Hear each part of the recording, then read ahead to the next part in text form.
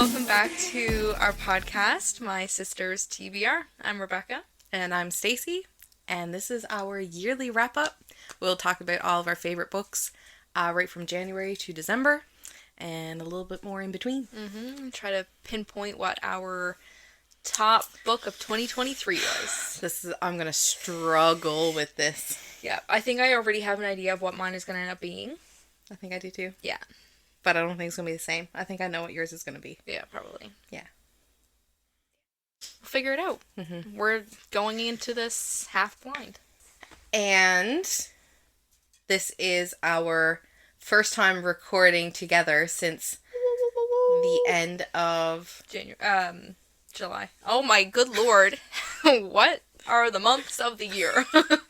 The end of April. April? God. Yeah. That was a hard one. Yeah, ever since April. Yeah. Perfect timing, though, for our 1-year anniversary. Right back to where it started. So, this episode's going to be a little bit different. We are not talking about our current reads in this episode. Nope. Strictly just our 1-year anniversary episode where we're discussing just our favorite books of the month. Yeah. That's it. Yeah, because, I mean, I know, we talk about a lot of these books throughout the months, but, there's still some that we haven't even spoke about since the first time that we would have spoke about it on the podcast. So. That's true. So, especially if anybody's new here, stick around, find out. That sounded threatening. Oh, God. All right. Let's get right into the thick of it.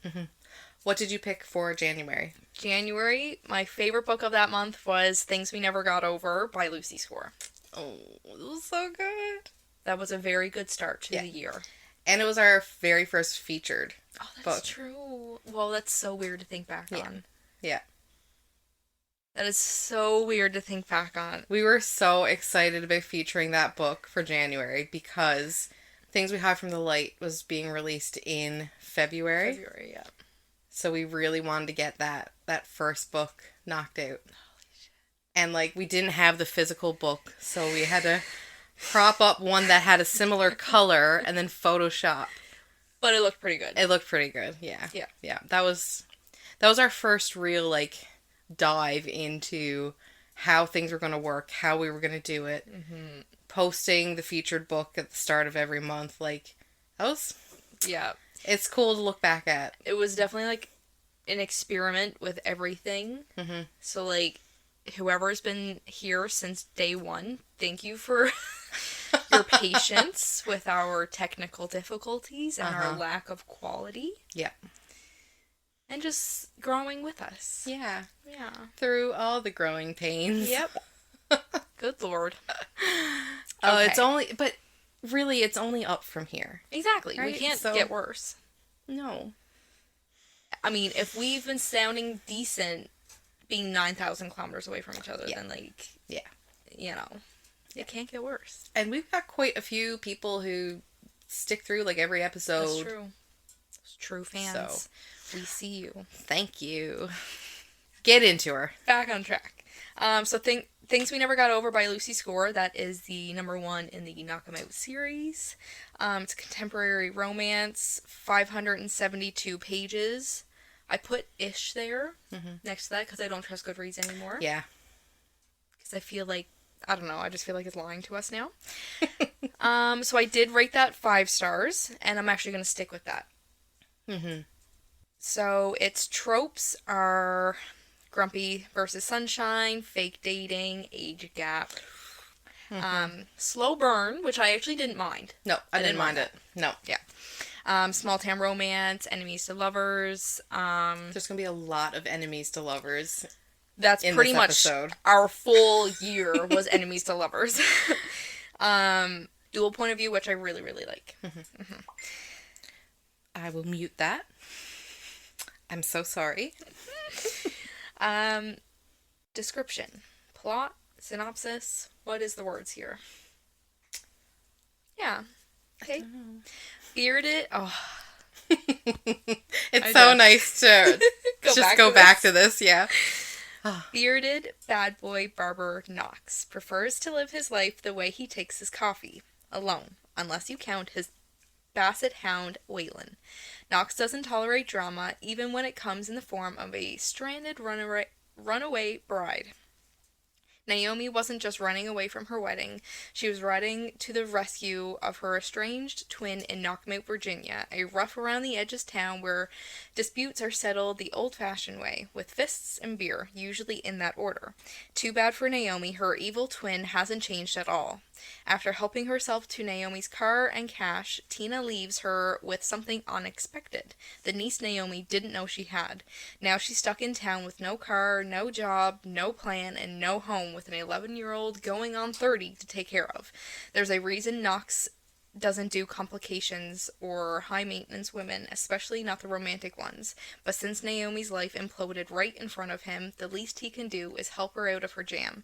And just as soon as she stops getting into new trouble, he can leave her alone and get back to his peaceful, solitary life. At least, that's the plan until the trouble turns to real danger. God. Yeah, that was, I don't know, such a good start into our podcast. Yeah. Because, like, I mean, like you just said, we friggin' eat up Enemies to Lovers. Yeah.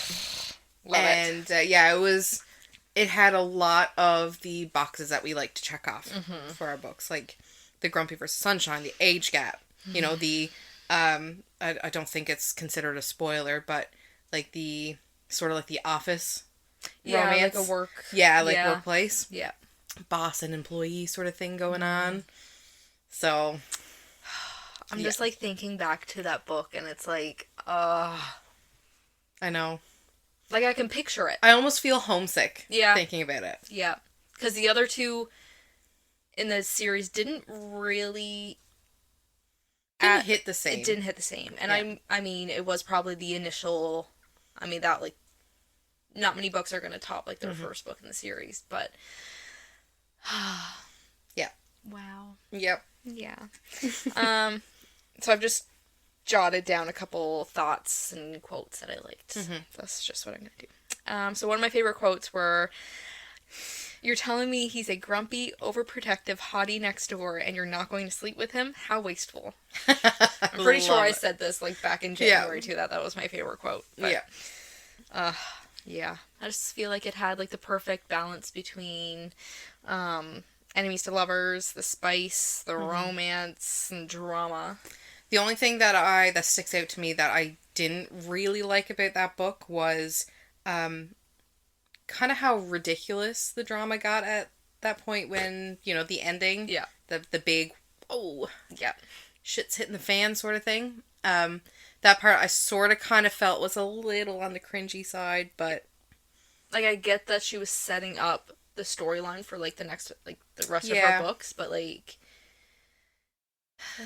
It still wasn't enough that I didn't rate it 5 stars. Like, I read the book twice, so... Did you really? I did, yeah. I read it for...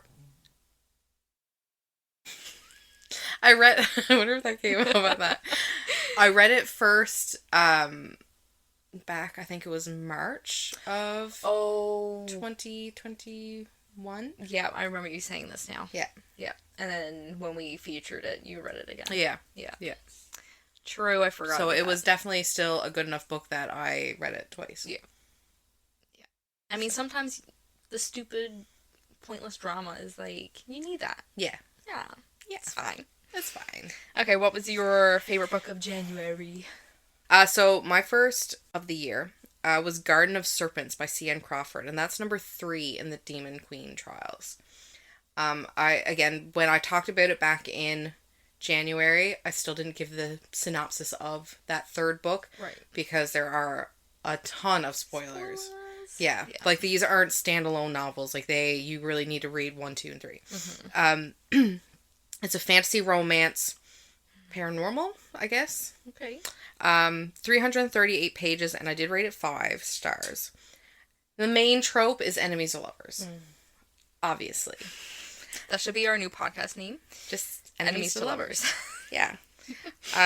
So I guess I'll read out the description to the first book just to set the tone. Yeah. That's a good idea.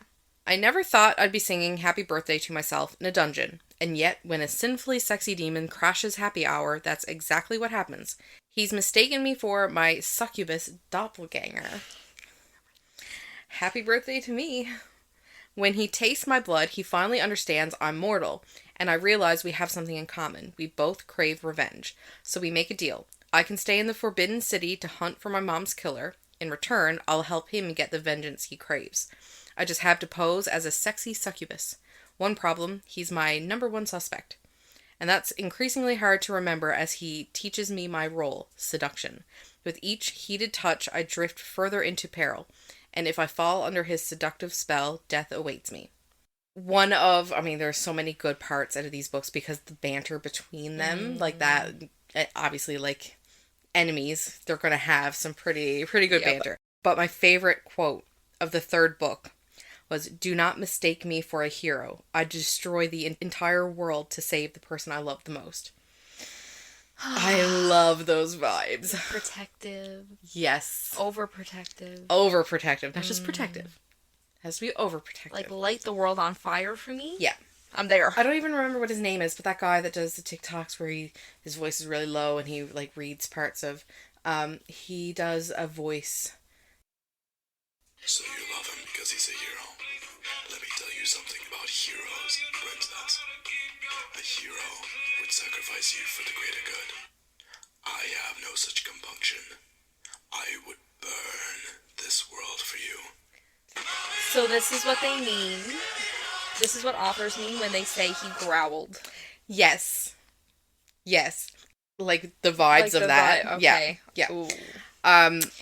Ooh. The one big thing that I noticed about C.N. Crawford and her books is I find it's very entry level, but you don't have to be like a beginner in fantasy to really appreciate it. Like, okay. Like, it's really good to get your toes wet with it because it is based on, like, you know, real world. Like, she's just out at a bar on her birthday, just like wallowing in self-pity, basically. Very accurate, right? And yeah, and like, so there's no like big world building that needs to happen. It's just, I like that. yeah, He's part of like the modern world. basically, yeah. Okay. They have their own like city back behind, Um, like, it's like a gated city or whatever, right?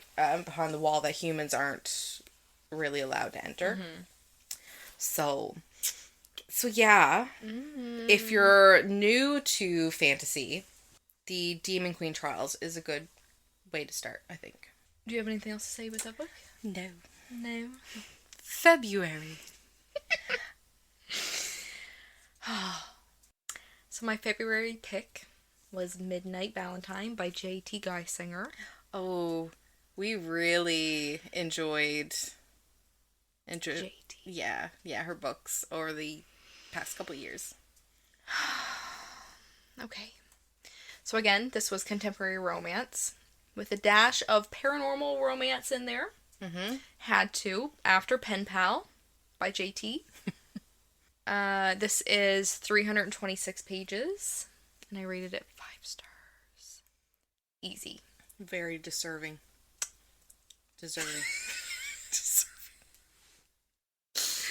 Oh my god. Yes. It deserves 6. It does. Honestly, even more than that. This was my second. This is only my second. I still haven't read anything else by J.T. I know. I Perfect know. Strangers. I know. It's there. It's on my TBR. It's just going to have to sit there again for another... Emotional damage. That's all I think when I think of Perfect Strangers. Okay. So worth it. So this, again, is enemies to lovers. We're not surprised here.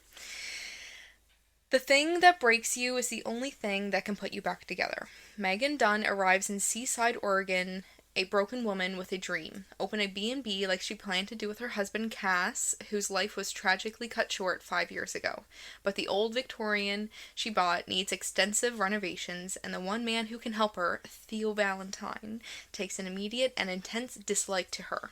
Left scarred and mute after a terrible accident, the reclusive Theo is a brilliant contractor whose plans to renovate the building Megan bought are eerily similar to her own.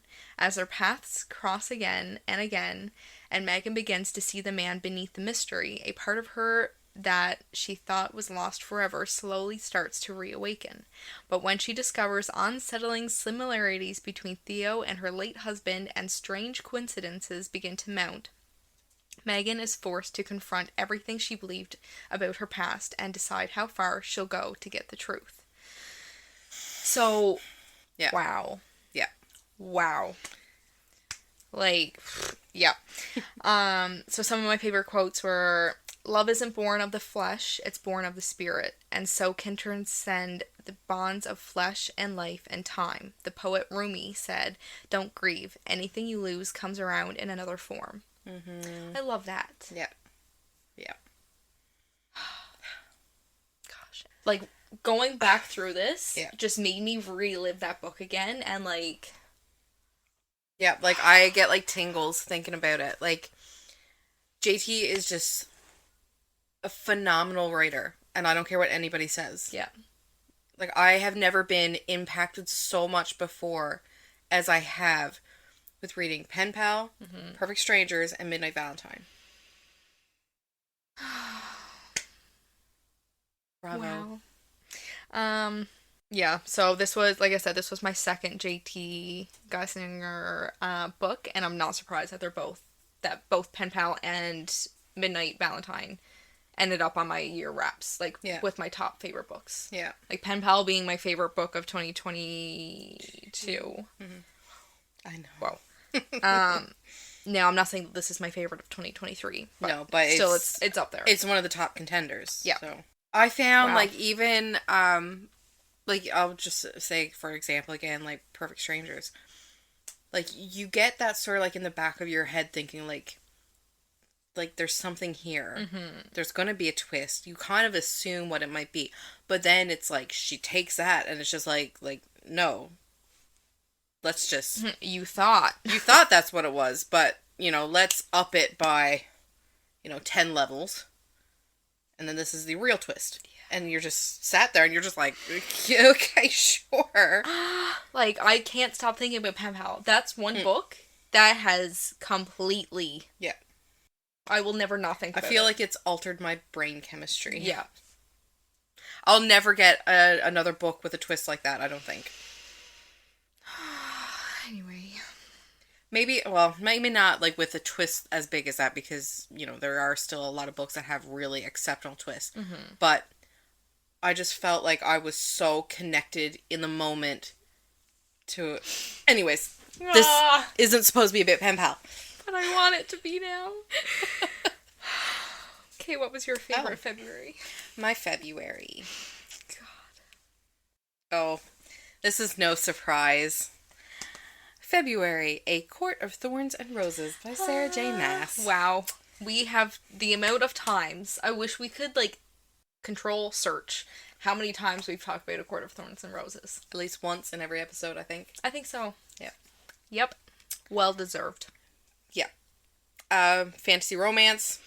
It is classified as YA. Which really... No, isn't there a scene in the hallway? There scene in is. the Oh, hallway. yeah. But, for whatever reason, I guess it's not bad enough. Explicit enough, maybe. It's definitely on the later end of YA. Yeah. But yeah, it was actually listed as YA. Scary. I would consider it NA. I don't think I would let my 14-year-old read it. Yeah. Like thinking back to it, like, I know there's not a whole lot of spice, but there's still that hallway scene. There's still... Yep. Yeah. But I think in some YA, like, it's still... you think about, like, if you're watching a movie that's, like, PG-13. Yeah, there are still some... Yeah. Anyways. 419 pages. I obviously rated it 5-star.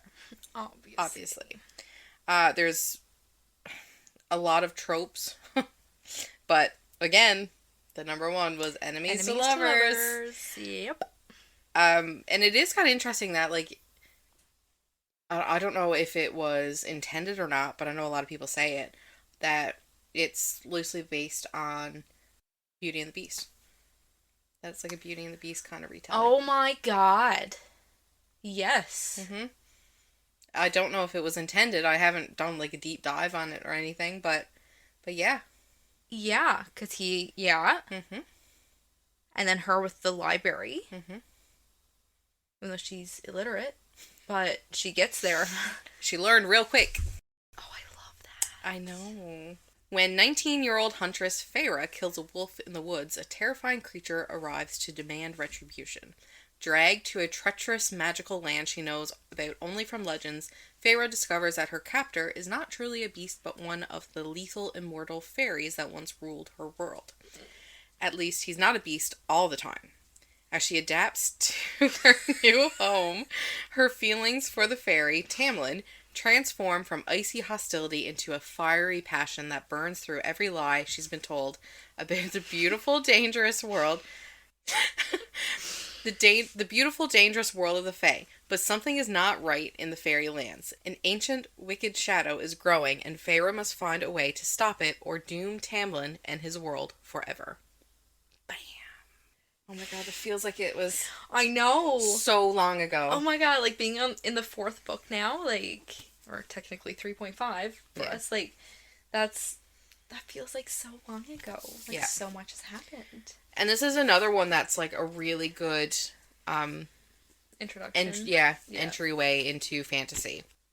It just holds such a special place in my heart. Wow. And it's no surprise what my favorite quote was of the book. Oh, I'm Can curious. you guess? You can't guess what it is? I don't know. No. No? There you are. I've been looking for you. I did the same one! Yes. Naturally. I love how it's like, Yeah. it's, I only liked the end of the book. Or from the middle until the end. Yeah. Yep.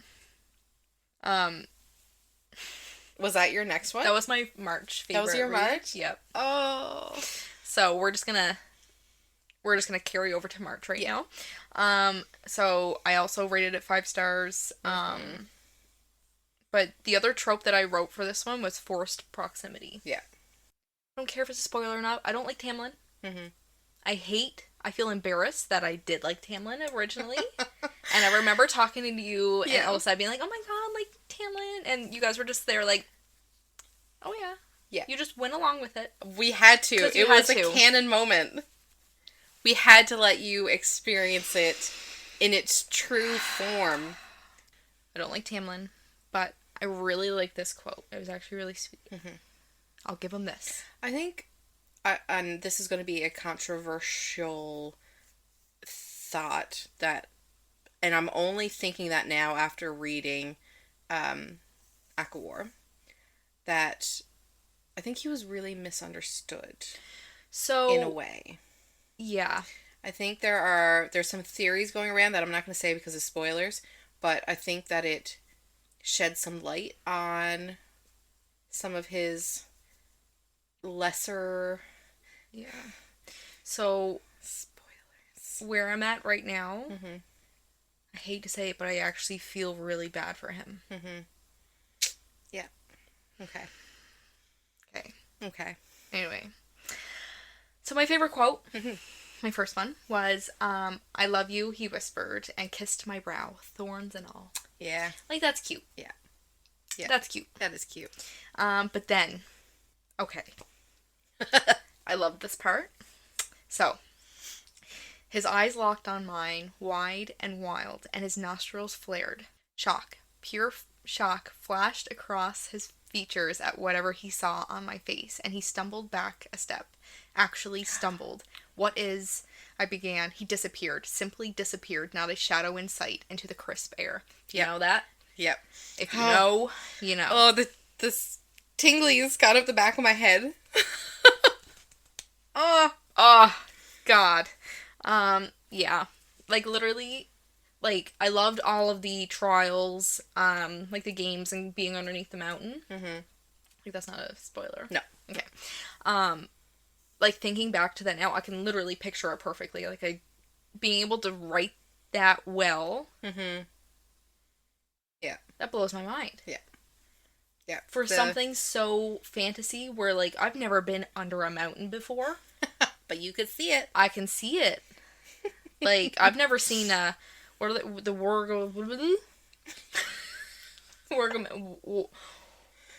the worm. Yeah. Okay. What's the name? Sure. You had her. Yeah. Why can't I picture that? I don't know, but I've seen plenty of memes and TikToks now of the SpongeBob worm. You know what? That's probably what my brain is pulling from. Oh God. He's not too intimidating. Feyre could handle that. Yeah, did it handle doesn't actually look like that. I've seen a fanfic one too. Did you see it? Yeah. Yeah. That's freaking terrifying. Yep. Wow. Wow. That was your, like, first fantasy? So, this was a full-on introduction to fantasy for me. Besides, like, Harry Potter. Oh yeah, Harry Yeah, Potter's... that's in its own... I don't know why I consider that different. don't know. Like, it's fantasy, but for some reason in my brain, it's like Harry Potter. It's its own thing. And then, Yeah. yeah. Right? Like, it's its own world. It's basically a biography to us. yeah. God. Harry Potter's Yes. real. Yeah, so this was the first one, and it took me 3 times trying ACOTAR to, like, officially get into it, because it took me, like, the first 2 times I couldn't even get past the first chapter. Yeah. Because of Nesta. I don't know, I started it when it first came out. And I didn't get far into it. And I don't know why I stopped. I'm assuming it was just didn't grab me. And I know it didn't really grab me the first, or that, the time that I actually read it and finished it. Like, I still sort of slugged through the beginning. Yeah. But once she, gets to Tamlin's, like, that's when it really picked up for me. And I couldn't really put it down then after that. Yeah, because then that's an actual, like, you're in the fantasy world then. Like, yeah, I get that. It's so good. Wow. Yeah. And just thinking about the, like, character... like, development that Feyre goes through. Wow. Comparing her in the first book to even, like, A Quarter Wings and Ruin. Yeah. Like... not even the same. There's like, no way that's the... child and adult. Yeah. Crazy. And, like, there's so many people that I've seen rate this book 5 stars on Goodreads. Like friends that I have, like, on there. And it blew them all away, too. Yeah. Like, this is... oh, my God. Oh, yeah. There's a lot of people that I have on my friends list that I only just noticed it today when I went back through to get, like, information on it. That have actually said in there, like, friends of mine that have said, this was my first fantasy, still rated a 5-star, that it was, so it's a great, great way to start into fantasy. Perfection. Yeah. Okay, what was your favorite March read? Okay, so March, my favorite was Verity. Speaking of, like, plot twists. Yeah. This is a thriller, as listed as romance. It's got a little, It's got a dash in there. Yeah. 336 pages, and I rated it 5 stars. It's like family secrets, forbidden romance, kind of like an unreliable narrator. Yeah. Right? Yeah. Yep. Lowen Ashley is a struggling writer facing financial hardship. She accepts a life-changing job offer from Jeremy Crawford. Jeremy, the husband of best-selling author Verity Crawford, hires Lowen to complete the remaining books in Verity's successful series, as Verity is unable to do so due to an injury. Upon arriving at the Crawford home, Lowen aims to sift through Verity's notes and outlines to gather enough material to begin her work. To her surprise, amidst the chaos of Verity's office, Lowen discovers an unfinished autobiography that Verity never intended for anyone to read. The manuscript contains chilling admissions revealing Verity's account of the tragic day her daughter died. Choosing to keep the manuscript hidden from Jeremy, Lowen fears the devastating impact its contents could have on a grieving father. However, as Lowen's feelings for Jeremy grow stronger, she contemplates the potential benefits of revealing Verity's words to him. Despite Jeremy's unwavering devotion to his injured wife, the shocking truth within the manuscript could make it impossible for him to continue loving Verity. So I listened for my favorite quote of this was, "What you read will taste so bad at times. You'll want to spit it out, but you'll swallow these words and they will become part of you, part of your gut, and you will hurt because of them." Damn. That was accurate for us reading the book itself. Yeah. Because there were times reading this, and I don't know if it's the maternal side of me, but I struggled. Reading the manuscript? Yeah. Yeah. Yeah. Yeah. I thought it was phenomenally written. Mm-hmm. Oh my God, it really keeps you guessing, and you almost don't want to know the answer. At the end of it, I was I don't know what I want. Yeah, we still don't know what's No, real. No. I never did read the bonus chapter. The bonus chapter. Me neither. I'm kind of afraid because I don't know what it entails and what it says and all that fun stuff. So, would you rate this one? 5. 5? Yeah. Yeah. I couldn't rate it anything lower than that because it chilled me to the bone reading this book. Oh God. And the fact that Colleen Hoover she's more of a romance writer. Mm-hmm. But Verity, too late. Yeah.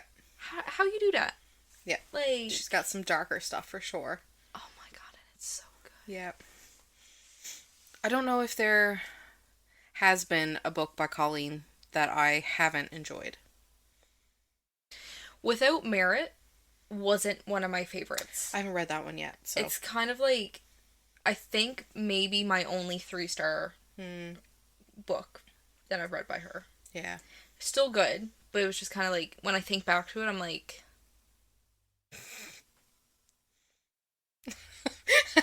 I don't have a whole lot of thoughts on it. Yeah. But, yeah.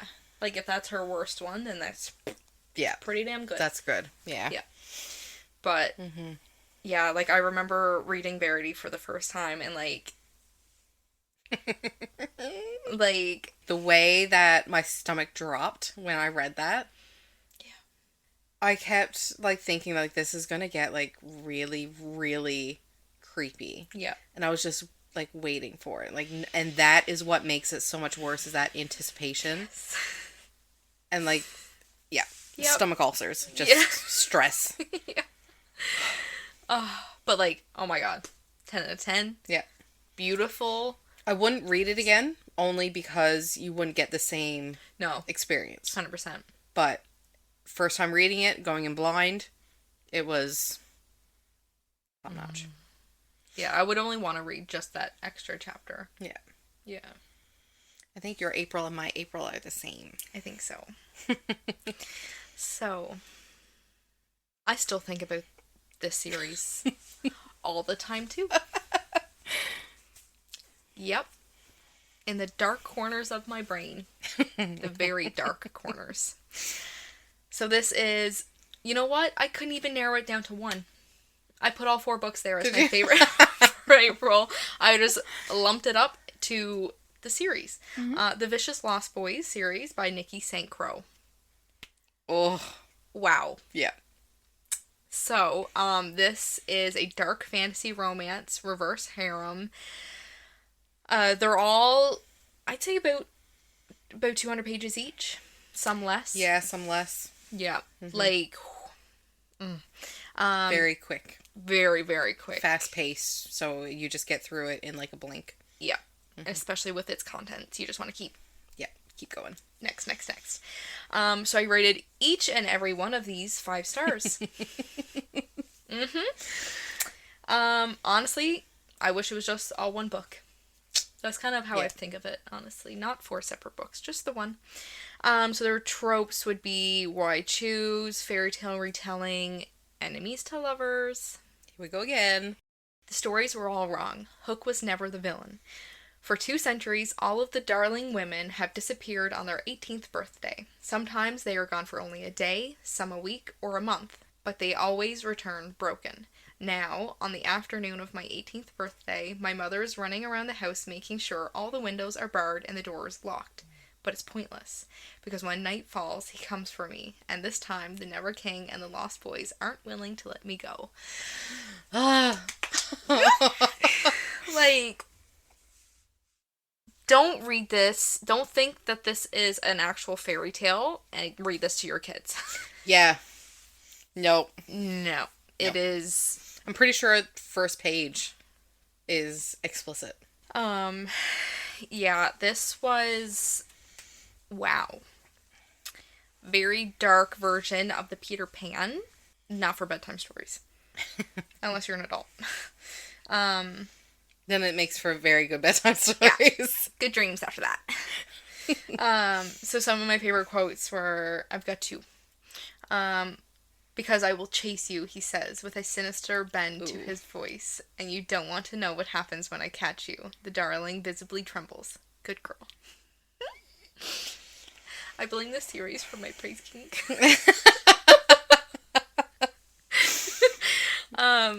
And then the other quote I have there is, I'm stronger than you think, I tell him. Even the mighty oak believes she is strong until a man comes along with an axe to chop her down. Is that you, then? Do you have an axe? All men are born with an axe in their hands, darling. To take the measure of a man, you just have to pay attention to how he wields it. I love that. Yeah. My favorite quote that I put in was, apparently us darlings have a thing for morally grey assholes with rock-hard abs and cunning good looks. Heck yeah. Don't we all, girl? Yep. Don't we all? What did you rate them? 5. Yeah. Yep. Yep. They were possibly, I have to double check, but I think they were close to my first, like, dive into dark fairy tale retellings. Possibly dark romance. Okay, not the first. I read Hooked first by Emily McIntyre, and then Haunting Adeline, and then The Never King. Okay, so yeah. I went on like a Dark. yeah. A dark road. Yeah. So Nikki St. Crow's also working on the Croc spin-off. Yes. She actually just posted on her Instagram not that long ago, Did she? apologizing because she said, because originally when she started writing it, she said it was going to be ready the end of 2023. Oh. But she's still working on it. So she I'm okay with that. That just means that she's perfecting it. And I think that's going to be a really interesting one. Yeah. Because it's not part of, or the Vicious Lost Boys. Yeah, and it's going to dabble into some more, because it's Rock and Hook, right? Yeah. That's going to be really interesting. Okay. Yep. Yep, so hopefully that'll be this year now. Yeah. For May, I picked An Optimist's Guide to Heartbreak by Jennifer Hartman. That's the Heart Song duet. It's number 1. It's a romance, 294 pages, very small. I rated it 5 stars. There was no way I could possibly rate it any lower than 5 stars. Like, as soon as I finished this one, I was jumped right into the second book because I just could not get enough of it. Oh, I love when that happens. Grumpy vs. Sunshine. Office Romance. They were childhood friends. Dear Diary. There once was a girl with fireflies in her eyes and music in her soul. Remember her. She's important. She's the reason I panic bought the little brick house on Maple Street, the one I lived next door to for 8 magical years. Now that I'm back digging up floorboards and lost journals, I can't stop thinking about the 2 people who grew up here. You see, that girl was my best friend, and this house was once hers. She also had a big brother who was my everything before circumstances turned us into nothing more than memories. That's why I applied for a job at his auto shop.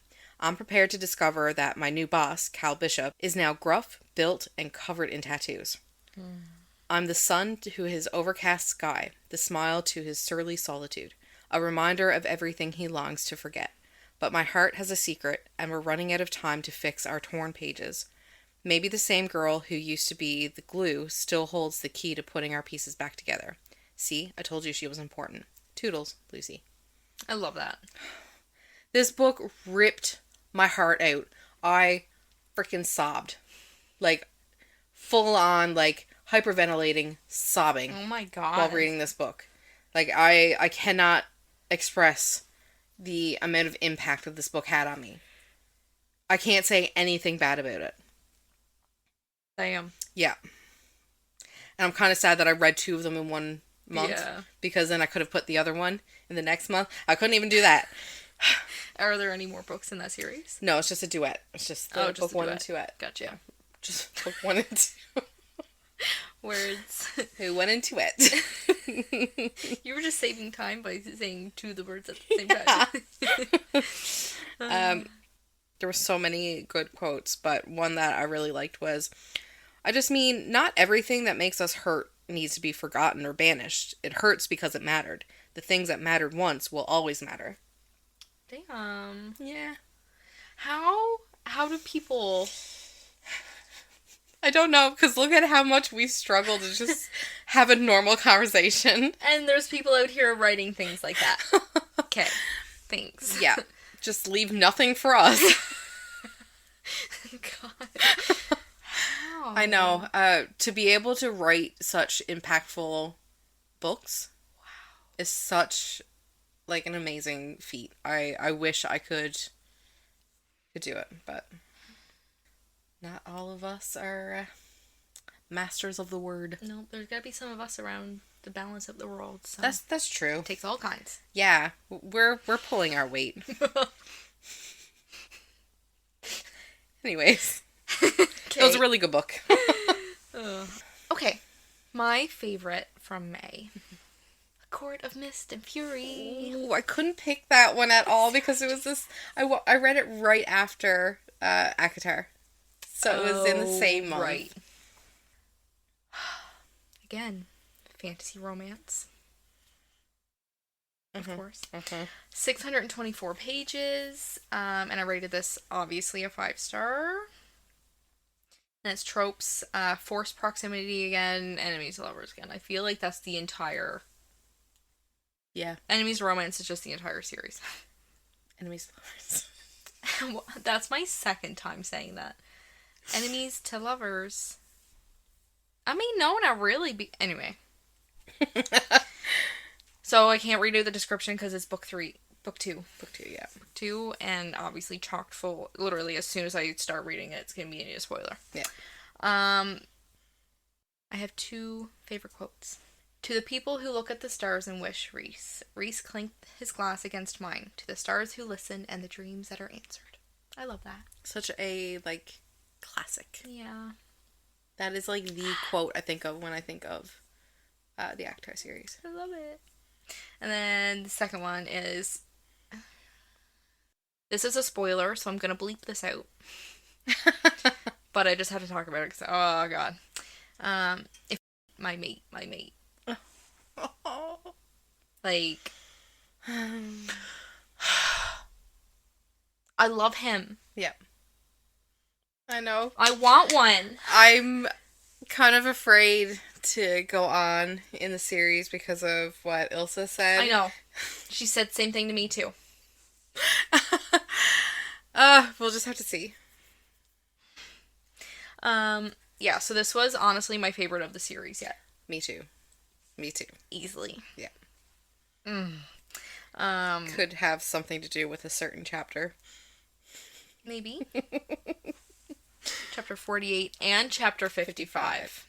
Chapter 55 is the main one. Yep. Delicious. Yep. Dang it. Now I just have to read it over again. Yeah. Oh my god.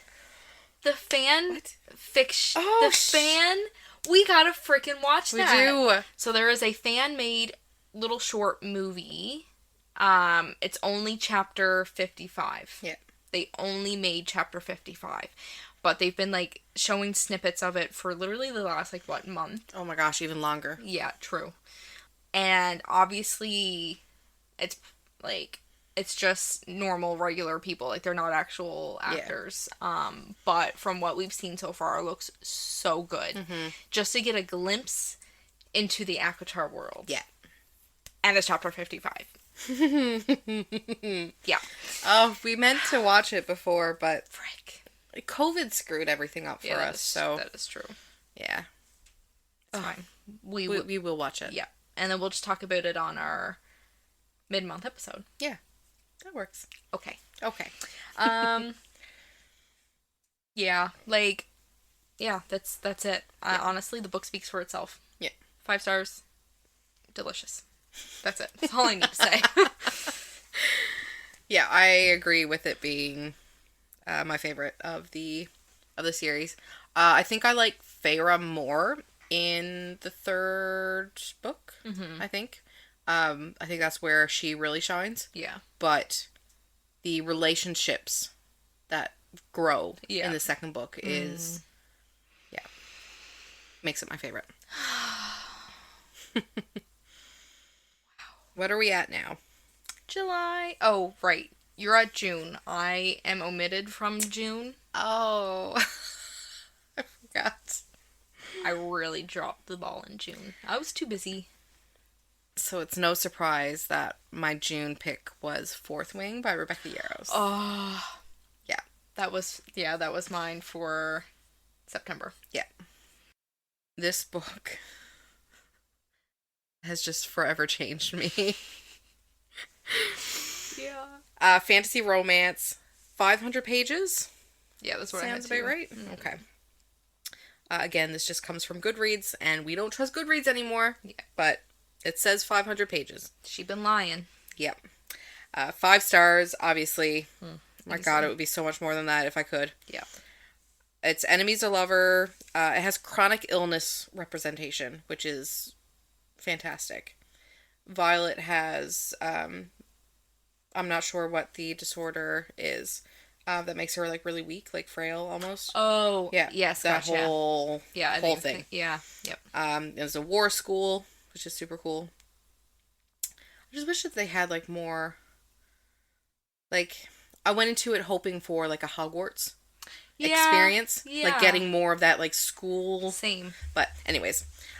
Description. At the age of 20, Violet Sorrengail's tranquil life in the Scribe Quadrant takes a drastic turn when her formidable mother, the commanding general, orders her to become a dragon rider, a perilous endeavor for a physically smaller and supposedly fragile candidate.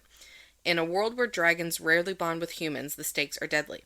With the competition fierce and dragons scarce, Violet faces threats from fellow candidates vying for success.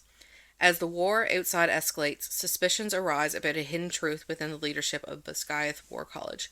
Amid alliances, enmities, and a rising death toll, Violet must rely on her wits to navigate this treacherous environment where the only outcomes are graduation or death.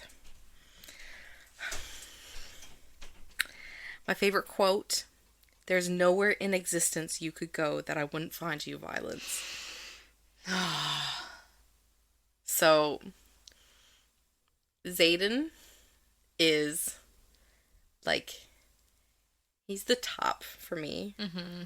Like, over every other, like, male character. Yeah. He's way, way up there. Yeah. I absolutely adored this book. I devoured it. I read it so fast. And honestly, like, it's really hard for me to say this, but I think... What are you going to say? I have a very hard time trying to decide if I like Fourth Wing more than I've liked ACOTAR or not. Damn. Like, I don't know. No, maybe I can't say that. Like... I can see it being very much up there with it. Yeah, okay. Yeah. I don't think I can ever actually say it's better than, but it's way, like they are parallel. Yeah. Like, I can't pick between the two of them. Damn. Like, it's so good. Yeah.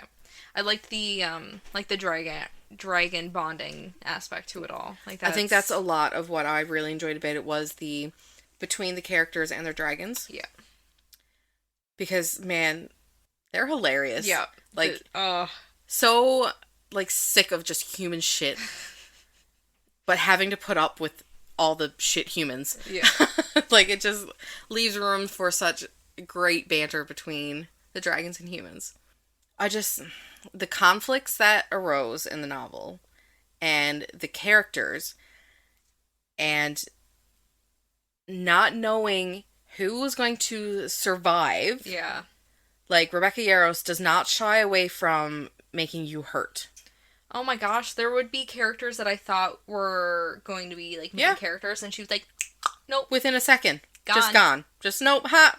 See ya. It may have been your new favorite character, but nope, not anymore. She gone. Like... Yeah. Yeah, so that was that book. Amazing. What did you have for July? So for July, I had Better Than the Movies by Lynn Painter. Oh, yeah. Heck yes. Mm-hmm. This was a YA romance, 356 pages. I rated it a 4. Mm-hmm. I don't know what made me dock 1 star. Maybe the miscommunication. Yeah. Because there was very I much... do remember you talking about, yeah. Yeah. It is YA, so, like, you... Yeah, like, they're young, they're still in... I'm pretty sure they were still in high school. Like, yeah. Yeah. But it's, again, enemies to lovers, the boy next door. Ooh. Yeah. Perpetual daydreamer Liz gave her heart to Michael a long time ago, but her cool, aloof forever crush never really saw her before he moved away. Now that he's back in town, Liz will do whatever it takes to get on his radar, and maybe snag him as a prom date, even befriend Wes Bennett. The annoyingly attractive next-door neighbor might seem like a prime candidate for romantic comedy fantasies, but Wes has only been a pain in Liz's butt since they were kids. Pranks involving frogs and decapitated lawn gnomes do not a potential boyfriend make. Yet somehow Wes and Michael are hitting it off, which means Wes is Liz's in. But as Liz and Wes scheme to get Liz noticed by Michael so she can have her magical prom moment, she's shocked to discover that she likes being around Wes. But as they continue to grow closer, she must re-examine everything she thought she knew about love, and rethink her own ideas of what happily ever after should look like. Like, this is literally, like, rom-com completely. Like, and especially, like, in the book, she's, like, obsessed with rom-coms. Like, that's all she watches, because that was, like, her and her mom's thing. Yeah. So at the beginning of each chapter is a quote from these really well-known romantic comedy movies. That's the main thing that pushed me to get it. Yeah. Because I seen it on TikTok, and it just showed, like, the beginning of the chapter, and it was a quote from 10 Things I Hate About You. And I was like, okay. Yeah. I was like, that's my favorite rom-com. I'm getting this book. But it was just, it was so cute. It was such an easy read. It was so quick. And, like, yes, the miscommunication trope was there. But it wasn't enough to make me stop reading it. Yeah. Right? Like, it was still so good. But my favorite quote was, "She's pretty, but her face doesn't transform into sunlight when she talks about music." He did that clench thing that with his jaw and said, "She's funny, but not spit out your drink in astonishment funny." It felt like my heart was going to explode as his eyes moved down to my lips under the glow of the buzzing streetlight. He moved his face a little closer to mine, looked into my eyes, and rumbled, "And when I see her, I don't feel like I have to talk to her or mess up her hair or do anything to get her to swing that gaze on me." Oh. I just loved it. Mm-hmm. Like, apparently, I was on the news. Have you seen that TikTok or that video? What? What did you think about the ride? It was great. And apparently, I've never been on live television before. Tell me about the ride. Apparently. God. Okay. Apparently, this is the number one in Better Than the Movie series. Was there anything else listed yet? Apparently. So Better Than Before is 0.5. Better Than the Movies is 1. Better Than the Prom. Yes, because they didn't go to prom yet in the... 1.5. The Party, 1.6. Wes and Liz's College. Oh my god. Book 2.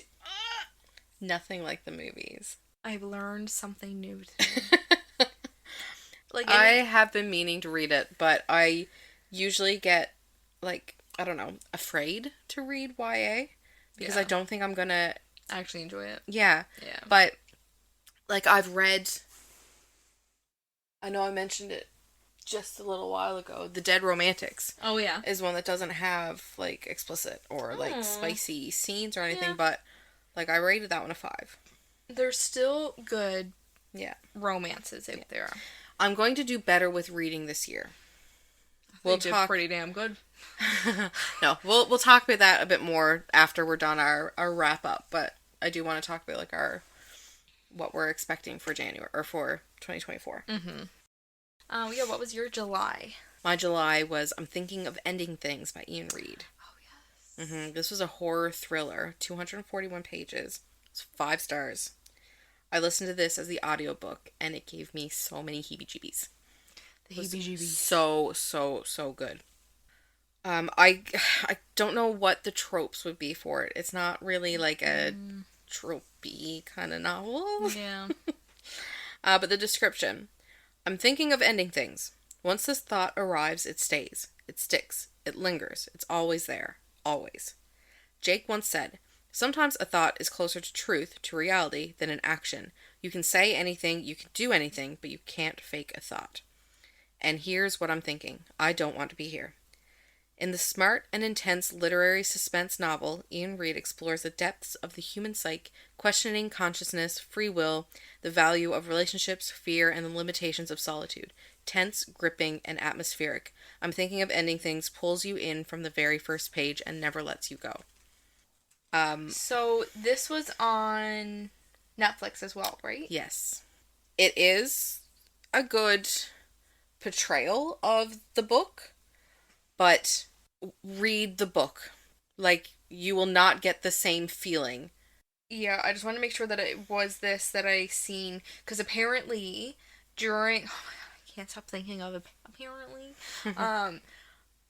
Yes. I told you that when we were talking about it. Okay. Yep, slowly started to change things. Yeah, to give the...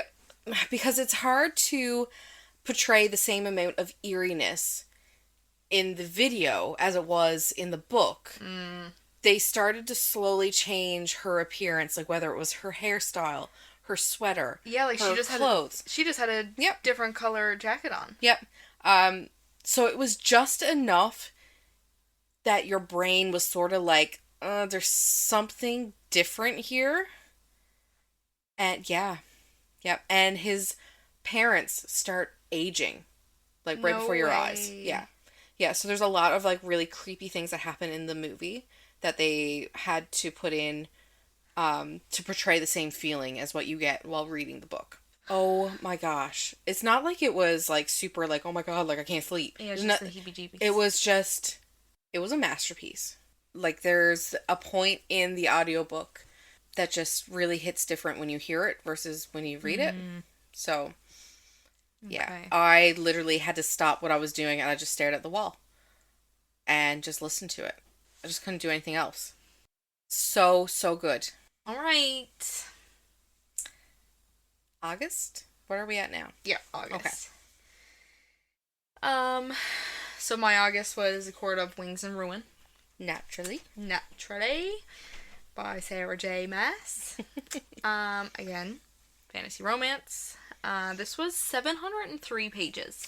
Yeah, she's chunky. She's chunky. She's still not as chunky as Silver Flames, though. Honestly, I'm glad. I want that last one to be big. Yeah. Because I'm not ready. Yes, I didn't have any tropes or description wrote down for this, because, again... It's pretty well the same. It's the same. Yeah. And full of spoilers. Mm-hmm. But my favorite quote I don't know if this is a spoiler, but it's just the cereal, so it's kind of like, who cares? The tea. Sad. What? Not who cares, but I mean, like, for the Like, plot-wise? like, Okay. I don't mean, like, who cares. Mm-hmm. Okay. Okay. I'm just gonna shut up and continue. Feyre Archeron, the cereal said again, gazing at the leafy canopy, the sky peeking through it, a painful inhale. A request. I leaned close. Anything. Another rattling breath. Leave this world, a better place than how you found it. And as its chest rose and stopped altogether, as its breath escaped in one last sigh, I understood why the cereal had come to help me again and again, not just for kindness, but because it was a dreamer, and it was the heart of a dreamer that ceased beating inside that monstrous chest. I cried. That was a really sad part. Yeah, I cried. Yeah. I didn't expect to have that tie to the cereal. Yep. Or to care.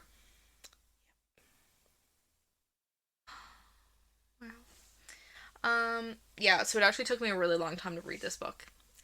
Yeah, I think I had a bit of struggling. Yeah. I Like, think. the first half was like, it was like mediocre. It was still good, obviously, because it's the friggin' series, but I picked it up in May on my way up to Inuvik, and I didn't finish it until August. Yeah. Yeah. Yeah. Part of me wanted to keep putting it off, though, because I didn't want to be finished the series so soon. Yeah. But then the other part of me was just like, I kept looking at how big the book was, and I was like, Yeah. Yeah. It was slow, I found. yeah. Because you get past the two characters that you're really invested in, seem to be really steady. There's nothing, Yep. and that's, to me, that was what I felt was holding me back a bit. But the end, good lord. Another one that I was sobbing while working, because I was listening to the audiobook for that one as well. Like, oh my god. Like, ripped my heart out, put me back together, and then I ripped it out Just to rip again. it out again. Yeah, I know. I've never felt so much anger towards characters before in my life. So good. I loved it. Okay, what was your August favorite? So August, I picked Starbringer by Tracy Wolff and Nina Croft. It's a sci-fi romance and LGBT. 608 pages. It was another big doozy. This was, I think, one of the book club books. It's enemies to lovers, found family, and forced proximity. I went into this one like really excited because it was the first book that I read that was like a sapphic romance. The sun is dying, and it's happening way too damn fast. With the clock ticking, the 9 planets' only hope of survival rests on a fancy space station and the alien artifact it's carrying, which is why it really sucks when some jackass doesn't want the universe saved and blows that station up while you're still on it. So if your only choices are flaming death or stealing a flying hunk of space junk, you pick that busted-ass spaceship, even if it leaves 7 strangers with deadly secrets trapped together. A princess, a prisoner, a con artist, a warrior, a priestess, a mercenary, and an asshole in charge of us all. Now every faction in the galaxy is hunting this ship, from the Sisterhood to the Corporation, and the rebellions joining in on the fun too. We just need to stop drinking, fighting, and screwing long enough to evade them all and save the freaking universe somehow. Because apparently the only thing standing between a dying sun and ultimate salvation is 7 unlikely misfits, heroes. I love that. This book was really surprising for me. I know a lot of people didn't think it was that great, but I really liked it. I liked the banter. I liked the relationships between all the characters. I liked the level of secrecy and like mystery that was around all the different characters, and like the plot twist I didn't see coming. I just really, really liked it. I wonder why and, people it didn't was like it. in space on a spaceship. Yeah, that's actually pretty cool. Yeah. In space. In space. But yeah, it was a very like, it was an interesting combination of sci-fi and fantasy. Very interesting. But yeah. Yeah. Yeah. Yeah. That's really all I can say about that one. It was Yeah. just really good, but Yeah. No, sounds really good. I couldn't get any of like my favorite quotes because I listened to that one as well as audiobook. And I couldn't find any online. Really? Yeah. Weird. So I don't know what that says about the novel, but I don't know. Even on Goodreads, there was nothing highlighted. Yep, nothing. That's really weird. Yep. Oh well. What's your next one? So yeah, for September, my favorite was Fourth Wing Oh, by no Rebecca surprise. Yarros. Yeah. Yeah, I don't need to go into this one again because you just read it out. But I rated it 5 stars. Yeah, just amazing. God. So my favorite quote was, oh, I love this. Oh gods, which one are you calling out for? Because it's just you and me in this room, Vi, and I don't share.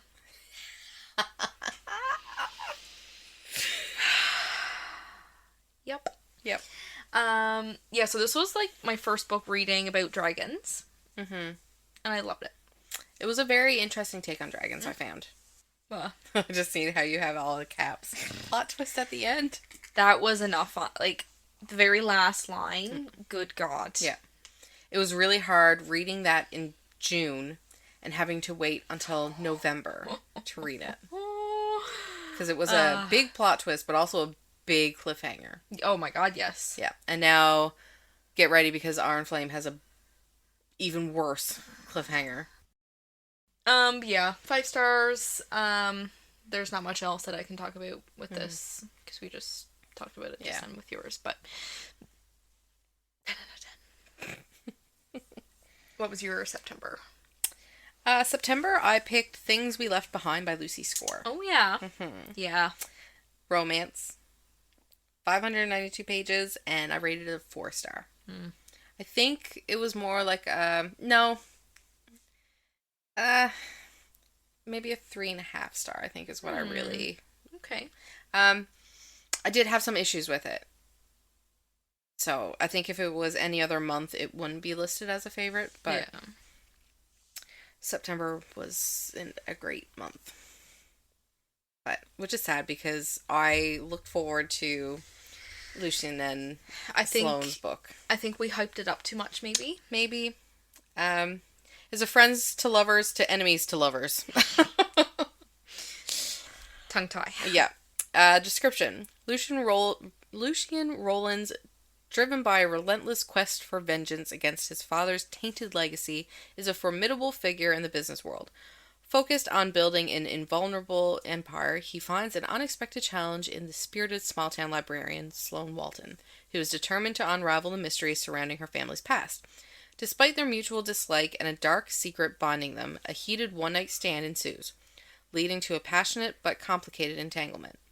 As the flames of desire burn bright, Sloane envisions a future that includes marriage and family, while Lucian staunchly resists such notions. Their clash of desires creates an impasse in their evolving relationship. Lucian, haunted by a belief that broken men inevitably break women, is torn between protecting Sloane and avoiding the perceived danger of commitment. When Lucian attempts to sever ties with Sloane, he discovers the unintended consequences of leaving her vulnerable to other threats. As they navigate the complexities of their connection, Lucian realizes the cost of pushing Sloane away. However, Sloane, having been ruthlessly cut out of his life before, is hesitant to grant him a third chance. The stage is set for a compelling story of passion, secrets, and the challenges of overcoming a history of betrayal. So, I was really, really looking forward to this novel. I absolutely loved all of the, like, mystery between the two. Yeah. Like, how much obvious chemistry was between them, like... the tension, you know, like really wanting to know what happened there. And I mean, for 2 books, it was kind of built up being like, man, what the heck happened in their past? I felt pretty let down by the reveal. I felt like it was... Well, again, it was a miscommunication, too. Like, I feel like it was kind of like Lucy Score maybe didn't know where she was going at the point that she was writing these very tense moments between them through the first and second, Yeah. and kind of overhyped it. Yeah. I think that's the see that. feeling I got from it. I also didn't like how, and this is why like I dropped it down to 3.5 star. They're like late 30s, 40 years old. Yes. And they do not act it. The amount of times she talks about how large his penis is was disturbing. Like, there were times that I was just like it's almost turning my stomach.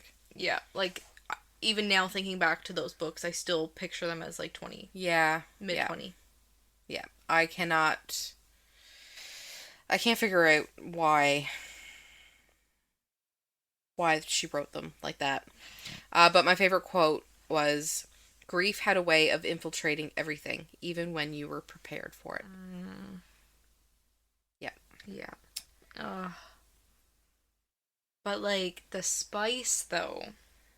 Oh, yeah. It's just, again, She was it really took it away with how much Sloane, like... Yeah. Like, the stuff that she was saying. Like, you're a grown woman. Yeah. Good lord. The amount of times that I had to read Monstrous Cock. It was just too much. Too much. Yeah. So what did you have for October's favorite book? October. So I remember we were trying to go for like the spooky vibes, trying to give us like the heebie-jeebies again. I didn't get the heebie-jeebies from this book, but it still was very much a October perfect fit. Okay. The Coven by Harper L. Woods. Ooh, and that was another featured read. Yes.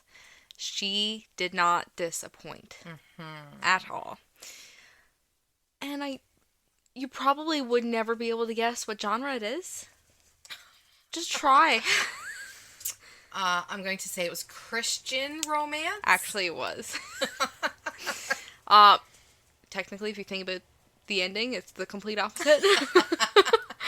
Anyway, so yeah, fantasy romance again, 298 pages, and I rated this a 4. Okay. I don't remember what made me dock off the 1. I know for me, I felt the book was really fast. This is what it was. Yeah. It needed to be longer. Yeah. Yep. Agreed. Yeah, Because I felt like there's just so much condensed into that one book. Yeah. Okay. Tropes there was quite a few actually. This was like really, really good. Enemies to lovers, paranormal, magic, gothic, atmospheric, age gap, student teacher romance. Like, yeah, all of that right there. That's just enough said.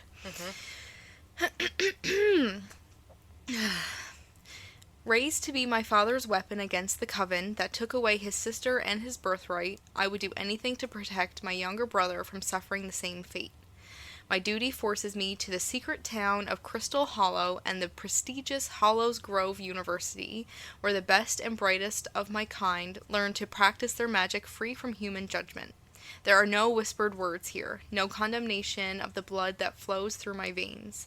The only animosity I face comes from the beautiful and infuriating headmaster, Alaric Grayson Thorne, a man who despises me just as much as I loathe him and everything he stands for. But that doesn't mean secrets don't threaten to tear the school in two. No one talks about the bloody massacre that forced it to close decades prior, only the opportunity it can afford to those fortunate enough to attend, because for the first time in 50 years, the Coven will open its wards to the 13 promising students destined to change the world, if the ghosts of Hollows Grove's victims don't kill them first. Yes, like you were saying, like, if this was literally a 500-page book, even 600. Yeah.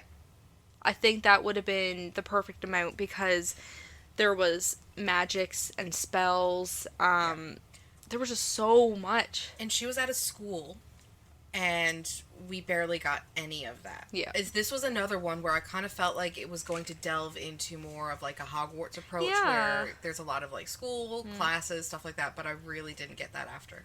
and it was disappointing. But Yeah. Like, still such a good read, but... it was 100%.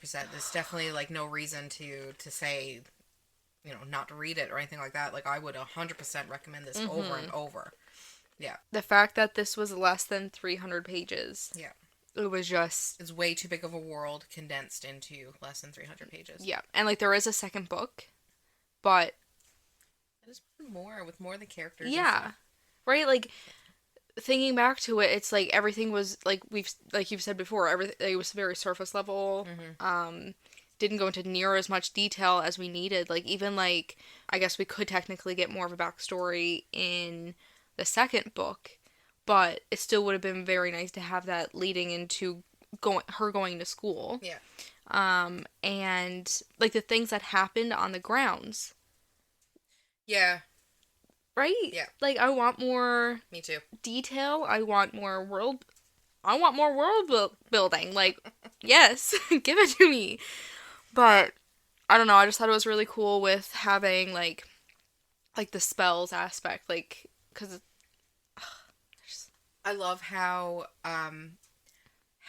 in tune she was with the earth. Yeah. Like, the way that she had to, like, she dug her fingers into the ground Yeah. to, like, fuel her magic. I absolutely love the whole magic system. And I love how, like, it's all about, like, balance, right? Yeah. So, like, you have to give... Before you can take. Yeah. Oh my gosh, like, that was such a cool aspect. So my favorite quote was, unless you intend to gag me, you're unlikely to be able to shut me up.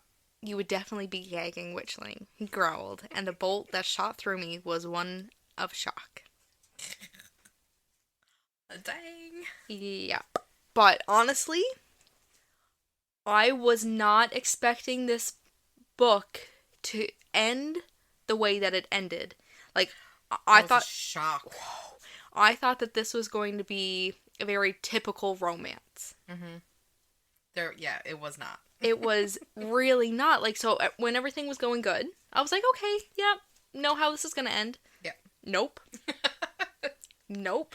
Nope, you definitely, like, ate your words for saying that. But, like, the ending was so interesting. I loved that aspect of it. And, like, to the point where I actually did immediately go over to the second book and downloaded it. Yeah. I was going to read it, but I still haven't yet. Me neither. But, like, I was like, nope, okay, added, read now, and I brought it up, but I didn't actually read it. But 10 out of 10 recommend. Oh my god. Yeah. Amazing. Agreed. And, like, the spice. I could have used more. She's steamy. It was steamy. Yeah. My October's favorite read was Butcher and Blackbird. This is number 1 of the Ruinous Love trilogy. Okay. Oh, this book. Okay. It's 355 pages, and it's a dark romance. It is dark. I keep seeing this everywhere. I need to read it, right? You do need to read it. Dang it. It has elements of, like, horror in it, but it's, like, comedy. It's a very comedic novel. Okay. The 2 main characters are just so funny. Okay. Every serial killer needs a friend, and every game must have a winner. When a chance encounter sparks an unlikely bond between rival murderers Sloane and Rowan, the 2 find something elusive. The friendship of a like-minded, pitch-black soul. From small-town West Virginia to upscale California, from downtown Boston to rural Texas, the 2 hunters collide in an annual game of blood and suffering, one that pits them against the most dangerous monsters in the country. But as their friendship develops into something more, the restless ghosts left in their wake are only a few steps behind, ready to claim more than just their newfound love. Can Rowan and Sloane dig themselves out of a game of graves, or have they finally met their match? So it is going to be part of a trilogy. The other 2 books have not been released yet. They are out. Leather and Lark is the next one. It's going to be published some point in 2024. And then the third one is Scythe and Sparrow. That one does not have a publication date yet. So they are all going to be, like, standalone, but they're all going to be, like, they're interconnected, standalone, dark, romantic comedies. It is dual POV, which is We like dual point of views. And it does end on a happy ever after. That's right. I've seen it literally like so many times on like TikTok, and it really blew up. Before I even go further with this, check your trigger warnings. Even just the content warnings, because even if you don't have triggers, there are still some very dark things in this novel. Like cannibalism is touched on. Yep. And cannibalism and just very graphic, like horror, well, not really horror, but like graphic, like murdering and stuff. So it's just graphic murdering. I don't know. There it is. Explain it. But anyways, it's dark and there is some, iffy things. Okay. So just brush up on it. Graphic murdering. It's a friends to lovers, and it's so cute. It's so cute because he has like really big golden retriever vibes, and it's like the reverse Grumpy Sunshine. So like she's the one who's more grumpy, and he's like, I love it. Okay. I love it so much. Forced proximity, only one bed. He falls first, naturally. And they both have like the touch him / her and die vibes. Love it. Yeah. Ugh. It was such a wild ride right from the very first page. I know I've explained this to you before, or like we made the connection to it before, but how Verity starts with that graphic sentence, right? Yep. The very first page, like that whole page, is kind of graphic in that way. Okay, sick. So it really like grabs you right from the very first page. They obviously have like a lot of chemistry together. And it was just so interesting reading two serial killers' point of views. Yeah. And how like they find each other, and he almost treats her kind of like a celebrity serial killer, like he's so like fangirling over her basically. It was such a fun read. It was so quick. There was at no point throughout the novel that I felt like it started to drag. I really like, my heart was like pounding in some parts. Like I was so nervous for them, right? Like here they are, like so, like yes, they're going after like worse people. Like they're going after like the worst of the Dexter, worst. like Yeah, Dexter type. yes, yeah. Gotcha. But like there are very close calls sometimes, and like you're just constantly wondering, like, are they going to get caught? Are they going to end up like really messing up and getting killed themselves? So it was great. I love that. Yeah. Highly, highly recommend. It was I obviously rated it 5 stars. Like it was such a quick, great read. I didn't gouge them out, Butcher. I plucked them delicately, like a lady. Okay. So there's one little tidbit of the comedic gore that's in it. I love it. Yeah. I love it. Yeah. So I plucked them out like a lady. like a lady. Yeah. So that's my October.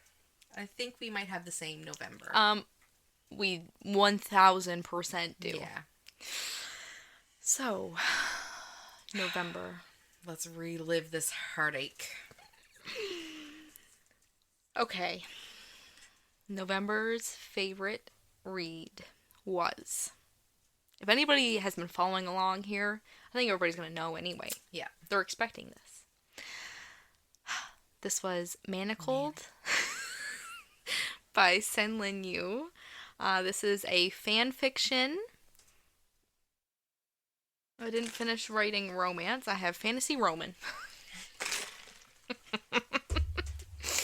But this is... It's going down in one big lump.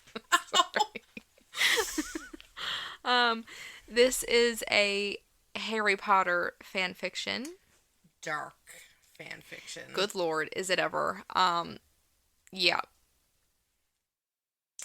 I'm still not okay. No. 876 pages. I honestly wish it was double that. Yeah. Yeah. I could have, yeah. 5 stars. Oh, yeah. 5 stars for you? Yeah. 5 stars. Right Yeah. across the board. Another one of those books that if I could rate it higher, I would. Yeah. Like, it doesn't, I can't compare that to Right? any of my other 5-star reads. No. Even ACOTAR. Yeah. Like, this is its own a 1,000,000,000-star rating. Yeah. Right Anybody that has read Harry Potter, I think, needs to read this. Yeah. As long as you're an ready. Yeah. As long as you're an adult and as long as you're ready for pulls on the heartstrings. and altering the way you look at the entire Harry Potter universe. 1,000%. So I was watching Harry Potter with Ange when I was in St. John's. Mm-hmm. And even just looking at it, I was like, it's, like, completely altered. Yeah. Like when we were watching the Half-Blood Yeah. Prince and Ilsa was facing eyes at the TV while we were playing games. And like that scene with Draco Yeah. in the in the bathroom six- and yeah. like at the sinks. Yeah, like, oh my god. Okay. Anyway. Enemies to lovers, forced proximity, captive captor. Mm-hmm. Okay, first up, there's trigger warnings. Oh yeah. So many trigger warnings, but the author does a really good job at putting the trigger warnings before each chapter, and I really liked that. Yeah. That was a very delicate way to say, like, you know. Go into this with guards. Yeah. Yeah. Okay, description. Harry Potter is dead. In the aftermath of the war, in order to strengthen the might of the magical world, Voldemort enacts a repopulation effort. Hermione Granger has an order secret lost and hidden in her mind, so she is sent as an enslaved surrogate to the High Reeve to be bred and monitored until her mind can be cracked. That is so short, Yeah. so simplified, I don't think it does it justice. does not do it justice. No. Oh my god. Like, that's like reading that, I'd be like, okay, yeah, like, it's a fun little fanfic. No. Yeah, no. It is life altering. Holy crap. It's if Harry Potter meets The Handmaid's Tale. Yeah. And that alone, like, even if you have not read or watched The Handmaid's Tale, you still have an idea of what it's about. Yeah. Like, I've never That read is- or no, watched but you it, know, but like, I know, the premise of it. And that, yeah, it's terrifying. it sounds like we're making it sound bad, but, like, it's a good type of terrifying. Yeah. Like, yeah. just being able to experience that world in our adult minds, you know what I mean? Like, Yeah, because if going back and reading Harry Potter now, everything, like, even pre-Manacled, I just mean, like, as an adult reading Harry Potter, you really start to, like, question about the darker side of things, right? Like, you start, like, wondering, like, wow, like, what is happening with all these families? Or, you know, like, what was it really like when Voldemort was, you know, because it's all dulled down. so sugar-coated. For a younger audience. Yeah. So, Senlin Yu, when she wrote Manacled, she was just like, no way, we're not having any of that candy coating. Like, we Oh, no. are diving in the deep end. This is what it was like. She did a phenomenal job, though. Yeah. Like, reading it, I kind of felt like it was an extension onto the Harry Potter I felt books. like that too. I mean, most times when you're talking about fan fiction, you can't say that they did such good world building because it's not their world that they built. But I think Senlin Yu, I think you can easily say that she did a ton of world building. Oh my gosh, yes. She touched on all the dark things that Rowling didn't touch on. Yeah. And I mean, Wow. she made it her own, but it's still read like another Harry Potter book. Yeah. I'm absolutely amazed. Holy crap. I'm still stunned. But, like, touching back on how you were saying, like, everything was so sugar-coated and, like, grazed over, I liked how with this, like, she described the long-term effects of Yes. doing these, The unforgivable curses. unforgivable curses, right? Yeah. So, like, in J.K. Rowling's Harry Potter world, she, like, you don't know what the long-term effects are, like, being crucioed. Yeah. Or doing the crucioing. Yeah. Right? I think the only real thing in the books that you get is when she tells you about Neville's parents being at Yeah. St. Mungo's. Yes. And that's not even in the movies. No. So that's a whole thing that you don't know about if you only watch the movies. Yeah. Oh my God. And that was really, I think, the only real eye-opening of, like, what happens after. Yeah. Right? Yeah. And even still, it was just a passing, it wasn't, well, no, I can't say it was just a passing because there was quite a bit on that. Yeah. Yeah. But, oh my gosh, like this, But yeah. not just what happens to, like, like you said, like, when you're Crucioed, even just the wizard themselves who's doing the dark magic, how that, Chips away your chips soul. away, yeah, Yeah. taints you. Yeah. And, like, how they were getting, like, tremors. Yeah. Like, Yeah. so my favorite quote was, his passion hadn't been explosive. It was a smoldering fire, the kind that grew secretly like a ground fire deep in the earth, spreading and waiting before rising up, destroying the world above. She suspected he burned for things more deeply than even he was aware of. I just want to hug him. God, like, I have two favorite quotes. Okay, From I'm this ready.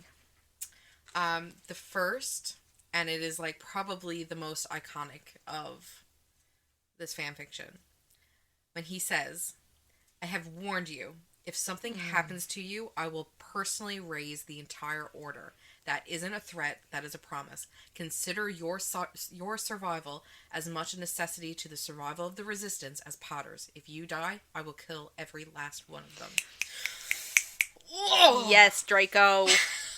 God.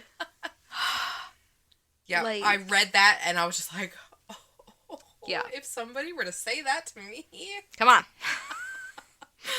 Oh my God, like, and then the last line, Oh, yeah, we can't even say it because I think it's too much of a... 100%. But yeah, that last line left me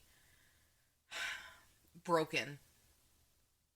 I didn't even, like, Yeah. like, I didn't like, I don't You even... didn't feel the impact of it until after. Like, Yeah, Yeah. 'cause- Like it didn't hit you right away. Oh my God, like, I was, Yeah. I know I said this back in November when we talked about this, but I was in my kitchen reading the last chapter, and I was just walking back and forth in front of my island, like, just literally walking back and forth, and then it got to that line, and then I hit next. Yeah. And it was, like, the end. I was like, take me back. And I just stood there, and I was like in shock. I literally just stared at my fridge. I was like, I was where so do I go angry. from here? I was so angry. I mean, it's fictional, but it felt like such a slap in the face. Yeah. That last line. I feel like with Harry Potter with us, though, it's like you more so than me, 'cause you spent more time of your childhood with the Harry Potter world. Yeah. So, like, I don't know, like, this is more personal for us. Yeah. Like, this is, like, this world, yes, it's fiction, in our, no. There was a part of our brains where, like, Hogwarts actually friggin' exists. I think there's a lot of people that can relate to that. Like, especially, like, around our age. Yeah. Like, our generation, we'll say. Would understand that. That, fantasy books and, everything else is just, they're books. Yeah. But we have such a tie to Harry Potter because it brings us back to our childhood. Like, that, Harry Potter is Harry Potter. It's not just a book. It's my childhood. Friggin', yeah, it's a whole thing. Yeah. So any of you who agree with us, just go friggin' read Manacled. Yeah. Right now. Yeah. I cannot recommend it enough. Like, just being able to experience that world again, but in a different light. Yeah. In a more mature light. And I mean, it's Draco. It's Draco. The other quote that I really liked was, "You're like a rose in a graveyard. I wonder what you could have turned into without the war." So that line alone was what made me start looking up all the other Draco and Hermione fanfictions. You just I went have down like a hole. 3 right now on my Kindle, just there waiting for me to get some time where I'm not reading like 5 million books all at once, so I can focus on it. And yeah, amazing. Yeah, well worth the anguish of reading. Yeah. Okay. Yeah. What's next? Holy crap, are we at our December? We are at December. Oh my lord. Mom will want to hear this. Yeah, I was gonna say, I feel like I've talked about this one so much over the last couple weeks. So I picked Wreck My Plans by Gillian Meadows. It's 250 pages, and it's a Christmas romance. Obviously, December. This is easily my favorite holiday read. I've read quite a few last month. And I did read a couple last year. I'm usually the type that if it's like a Christmas episode in a show or like anything to do with like Christmas books, I usually like stray away from it. Like usually the Christmas episodes of shows are my least favorite, and I'll skip over them if I can. Yeah.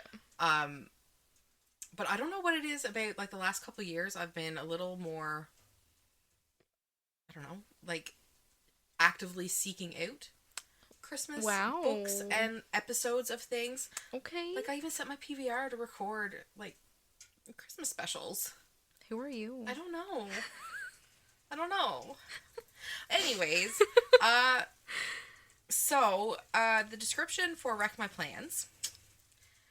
Lena's plans are simple. Surprise her family for Christmas, don't tell them she lost her job, and most importantly, spend the week relaxing with the people she cares about.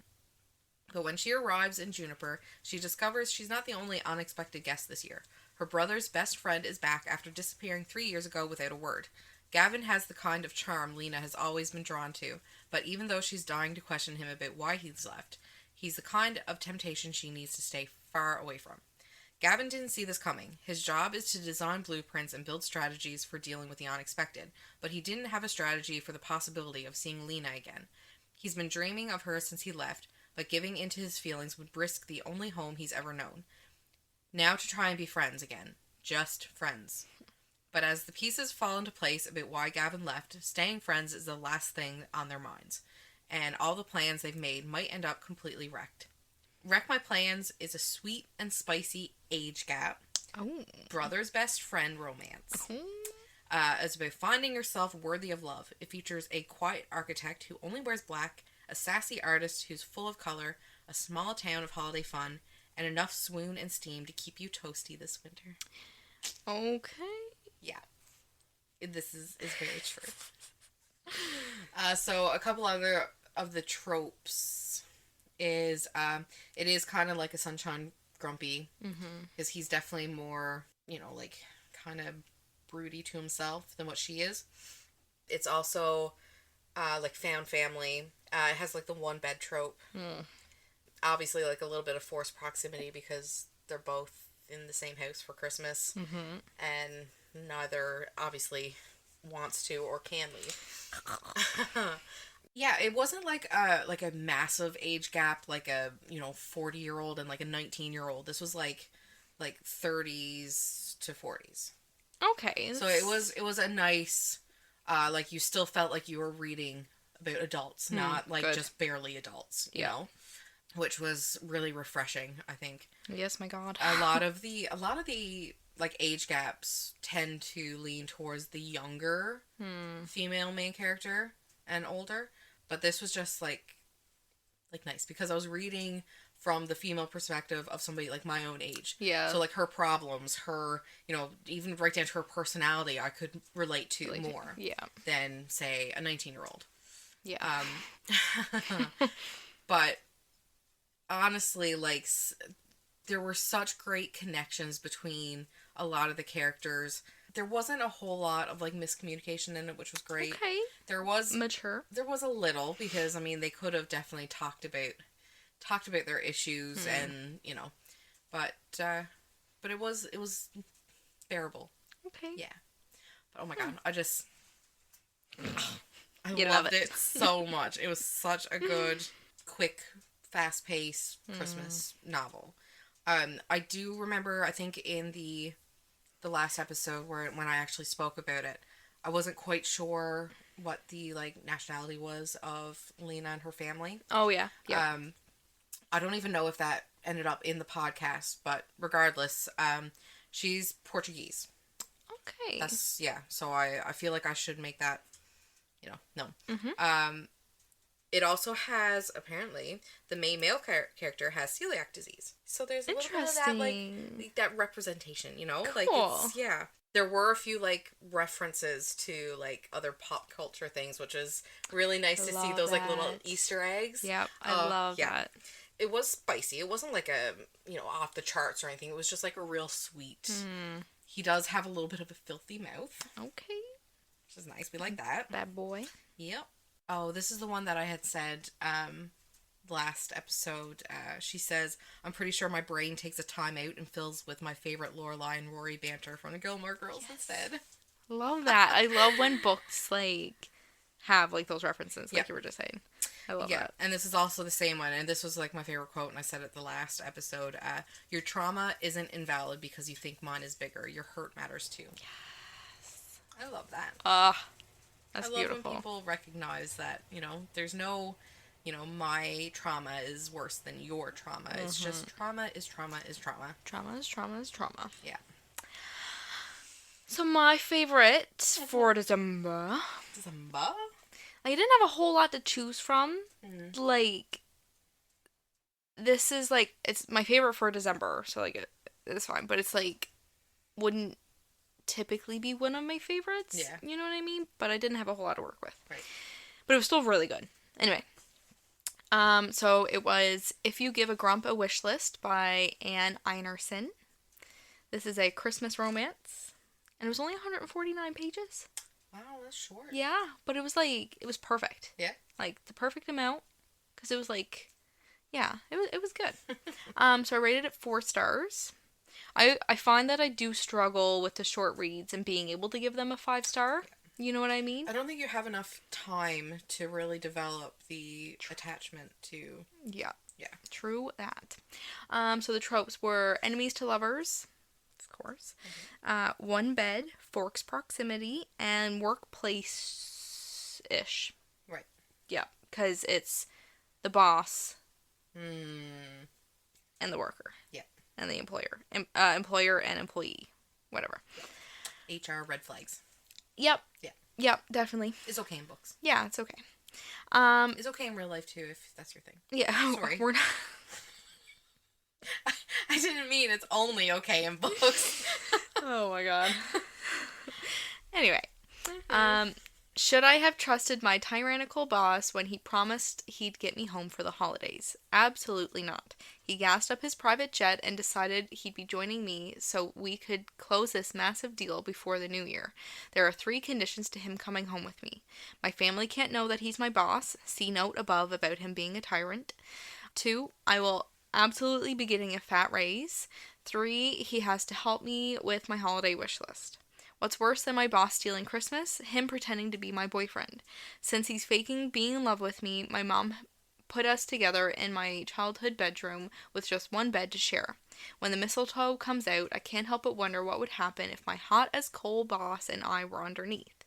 Jack Sinclair is nothing but determined to get everything he wants this Christmas, and it looks like I'm at the top of his list. So, I know I talked about this last month, but he gives off Lucy vibes completely from Knock 'Em Out, the Knock 'Em Out series by Lucy Score. I love that. Yeah, like very possessive, demanding, controlling. Yeah, just. So my favorite quote. Oh God. Good girl. Now, take a deep breath for me. My stomach flutters at him calling me a good girl. I shouldn't like how that sounds, but I do. Yes. Yeah. Yeah, we like that. Here we are. Yeah, it was just such a short, cute read. Yeah, like that was super cute. Yeah, I think it was a great way to end off the year, honestly. So. Dun, dun, dun. The time that I'm dreading? Yep. So now we have to decide what our book of the year was. And I'm struggling. Oh my god. Okay. Oh god. Yeah. 3. I'm stuck between 3. Oh, Are they going to dear. be the same 3? They're going to be the same 3. Okay. All right, what's your, not in a specific order, but give me one. 1? Yeah. Obviously ACOTAR. ACOTAR or ACOMAF? Well, okay, ACOMAF. Because I do like ACOMAF way better than ACOTAR. But can we just lump it into The series? The series? Yes. Okay. Okay. Do you still have 3? Yep. Okay, yep, me too. What is your next one? The Vicious Lost Boys. Oh, okay, never mind. Wow. Okay. What's yours? Fourth Wing. Like, I did really, really enjoy it. Like, I'm not taking away at all. It's just, I just feel like, no, yeah, I think that, okay, I'm gonna take out The Vicious Lost Boys and replace it with Fourth Wing, actually. Because, like, yeah. The Vicious Lost Boys is a really good contender, though. I'm just thinking, like, I just remember sitting down and Yeah. not being able to not read the next one until it was finished the series. You know what I mean? Like, that, it was such a grasp. Yeah. But, yeah, Fourth Wing quality was Yeah. there. Yeah, I think so, too. Well over Vicious Lost Boys. And Are we obviously... going to say the third one together? Okay, 3, 2, 1. Manacled. Okay. So that's really hard to pick between those 3. Like, how do you choose? They each have such oomph. Yeah. Like, ACOTAR, you know what? That's actually pretty damn good. The fact that we're torn between ACOTAR series and one Fourth Wing. Yeah. I mean, for me, because I haven't read Iron Flame yet. Yeah. But, Yeah. And I mean, Manacled was just, to me, it was like a masterpiece. I mean, I know it had its issues, like, grammatically. But I mean, like, that was so easy. She wrote it on her phone while she was just after having her child. That is so crazy. Her baby. So, I mean, that's enough to put it up close to the top anyways. The sheer willpower she had to write this fanfiction. And, like, it was so good that So good. it was so easy to just, I was like, spelling error? Yeah. Where? Yeah, exactly. Like, didn't even clue into it. I think if I were to choose with my emotions how I physically reacted to a book, it would be Manacled. Yeah. I want to say ACOTAR because I don't know, to me it impacted me a lot as well. Mm-hmm. But, like, in a different way. In a totally different way. And Fourth Wing was just, I mean, I devoured it. Like, I listened to the audiobook for that one, and I felt like I was there. Mm-hmm. Like, I felt like I was in the story. Okay, I think I've decided. I've decided. Okay, you want to say it at the same time? Okay. Okay. 3, 3, 2, 1. Manacled. Like, yeah. I can't. I feel like if I were to pick anything else, It would be an injustice. it would be. Yeah. I feel like it would be an injustice. That's the best way to put it. And, like, I mean, first, second, and third, they're really good choices, and I think that's still, like, it's still good to say whether ACOTAR or Fourth Wing is second or third place. I think that's still, considering how many good books we read over the last 12 months. Yeah. The fact that they came out the top 3, I think that says a lot. Yeah. And for the absolute struggle of being able to even narrow it down to the one. Yeah. Yeah. What a good year. What a Holy crap. year. Wow. I feel good a bit Manacled. I feel Me good too, about picking honestly. Manacled. Yeah. I don't feel like I've slapped the other books in the face. No, I don't think so. You know? Yeah. So, this is our last episode of season 1. Ooh, Yeah. crazy. I think we had a great season. Mm-hmm. A lot of growth. Yeah, a lot of growth. Mm-hmm. What was your challenge for 2023? So I had, for my challenge, I put in 40 books. I didn't reach that. I only did 31 books. Oh, that's still really good. Still though. really good, Really especially, like, the whole month of June I didn't read. Yeah. There were so many months where I only read one book in the month. You went into this year not knowing where you were going to end up. Though. Friggin' true that. What about you? My reading challenge, I had 75 as my goal, and I read 77. Damn.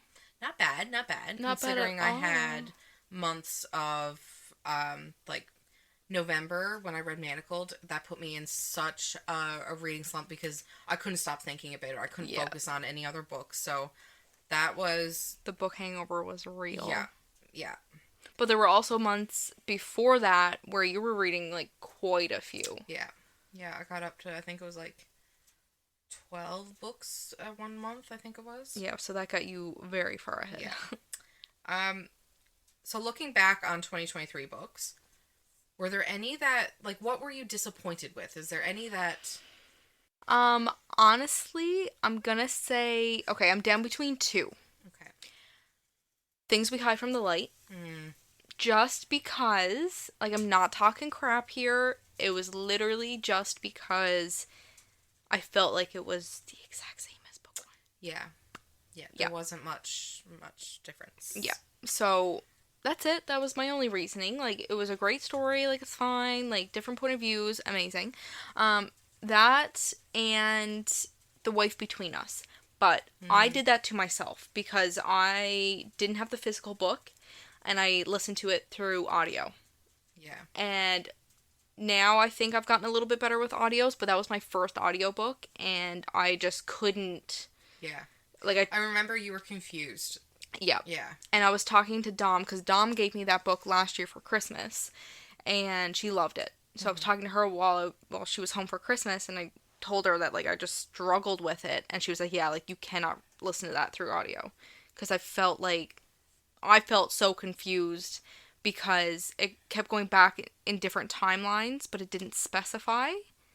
So I wouldn't know until, like, halfway through, and I was like, oh, crap, okay. Like, and then plus, like, I had other things going on, so, like, if I zoned out for literally half a second, my brain just took off running on another complete other train of thought. Yeah. And then I'd be talking to myself and be like, oh, crap, hold on. I'm supposed to be listening to a book here. But, yeah, those would be honestly the only two. Everything else, I think, was pretty dang good, honestly.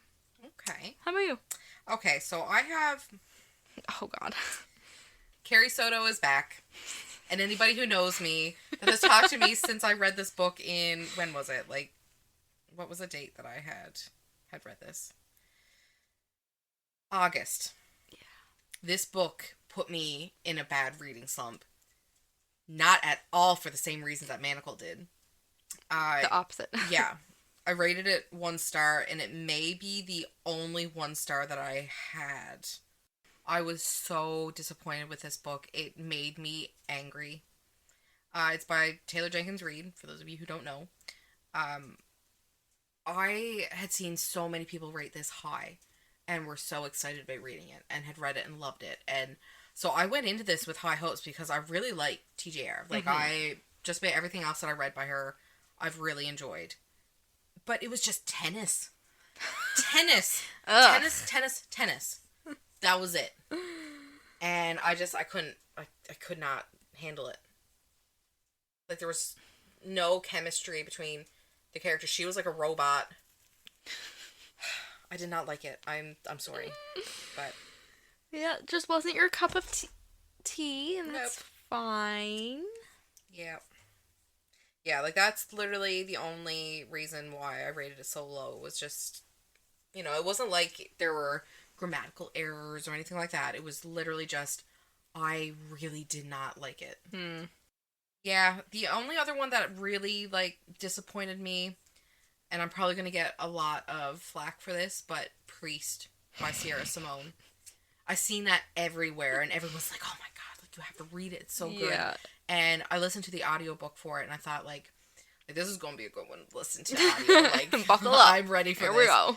And it disappointed me. Yeah, I remember guess talking really about that. all I can say about it is just I was disappointed. It wasn't, yeah. Yeah, it just didn't live up to all the hype that I was reading. I think you were saying that it felt like a cheap porno. Yeah, yep. Very much, very much. And like the drama that was in it, like the conflict, just felt so out of whack. I don't know. But yeah. That's sad. But either way, like my absolute biggest disappointment was Carrie Soto. Yeah. Another question for you. Okay. Out of all the characters you met in your literary adventures in 2023, who is the first that just pops into your mind? Like right now. The first fictional character. This fictional character is always on the forefront of my mind. Always. I knew it. Yeah. I just... Yeah. And obviously it's super fresh right now because I was just reading that's a good point. Frost and Starlight. But, let me get, like, literal... Yeah, I'm gonna say... Yeah. Rhysand. Yeah. How about you? Yeah. You know, honestly, I'm probably gonna have to say... Honestly, maybe Feyre. Yeah. What a gal. Yep. What a gal. I think that's... Oh, yeah, I think that pretty well clues up our 2023 wrap-up birthday episode. Wow. Crazy. Yeah. Okay. Well, Wow. If you've stuck around for this entire episode, Thank you. thank you. We love you. Yes. You are why we do this. And we're so excited for another year. Woo-hoo, season 2. Yeah. All right. See you in another week or so, I Yep. guess. All right. Ciao, bye.